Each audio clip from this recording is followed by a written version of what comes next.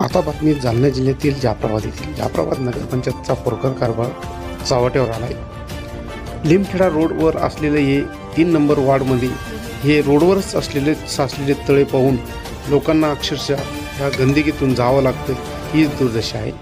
नगरपंचायत याकडे लक्ष देत नाही, त्यामुळं जाणाऱ्यांना मोठी कसरत करावं लागत आहे। या ठिकाणी हे जे दुर्गंध पाणी पाहून अक्षरशः लोकांना खरूच देखील येते, अशी देखील इथल्या नागरिकांनी राष्ट्रीय एक्सप्रेसच्या TV चॅनलशी बोलताना सांगितले आहे।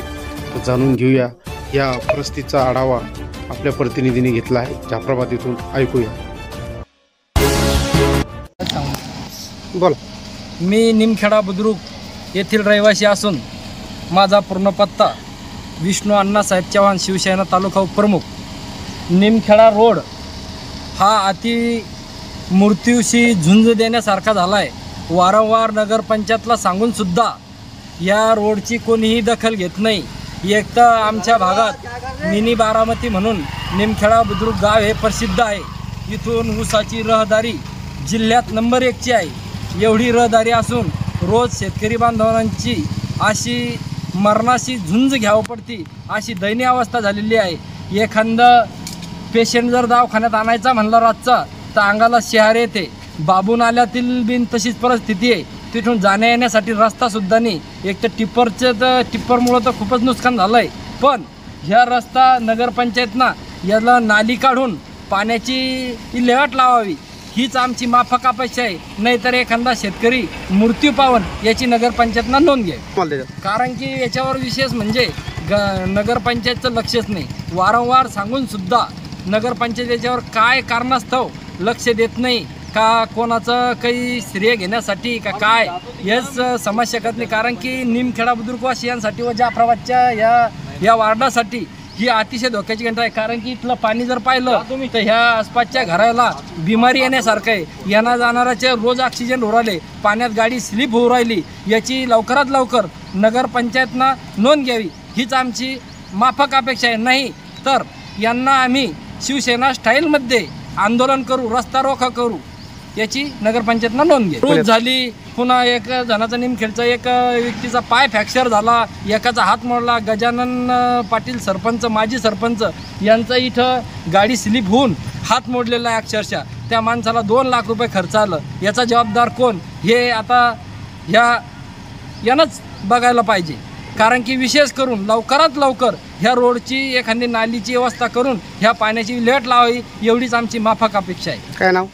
विष्णू अण्णासाहेब चव्हाण, शिवसेना तालुका उपप्रमुख। या बाबतीत सांगायचं झालं सर, जाफराबादच्या लोकवस्तीमधून लिमखेडा रोड हा अतिशय मोठ्या वार्डामधून, जाफराबाद शहरातील सर्वात मोठा जो वार्ड आहे, वार्ड क्रमांक 3, त्यामधून तो रोड गेलेला आहे। तिथं प्रचंड सर्वात मोठी लोकवस्ती आणि सर्वात मोठा वार्ड हा जाफराबाद नगरपंचायतचा निमखेडा रोड लगत आहे। पहिली गोष्ट सांगायची म्हणजे त्या वार्डला लागून किंवा त्या रोडला लागून 2 प्रचंड मोठमोठ्या शाळा जाफराबाद शहरातील आहेत। प्रचंड विद्यार्थ्यांची ये जा आहे तिथं। त्यानंतर दवाखाने आहेत, सगळ्यात जाफराबादमधले सगळ्यात जास्त दवाखाने त्या लिमखेडा रोडवरती आहे आणि तिथे नेहमी पेशंट लोकांची वर्दळ असते। अशा मुख्य रोडवर अतिशय घाणेरडं पाणी, जे सांगायला म्हणजे तुम्ही जर व्हिडिओमध्ये बघितलं तर बघून घ्या, पिवळ्या कलरचं पाणी म्हणजे ड्रेनेज। आणि आजपर्यंत तिथं नगरपंचायत असो किंवा CO असो वारंवार तक्रारी करून सुद्धा कुठलीही तिथं ड्रेनेजची योजना आतापर्यंत नगरपंचायतच्या वतीनं झालेली नाही। कुठलीही सुविधा तिथं त्या पाण्याला काढून देण्यात आलेली नाही किंवा ते पाणी त्याची विल्हेवाट लावण्यासाठी कुठलीही सुविधा नाही।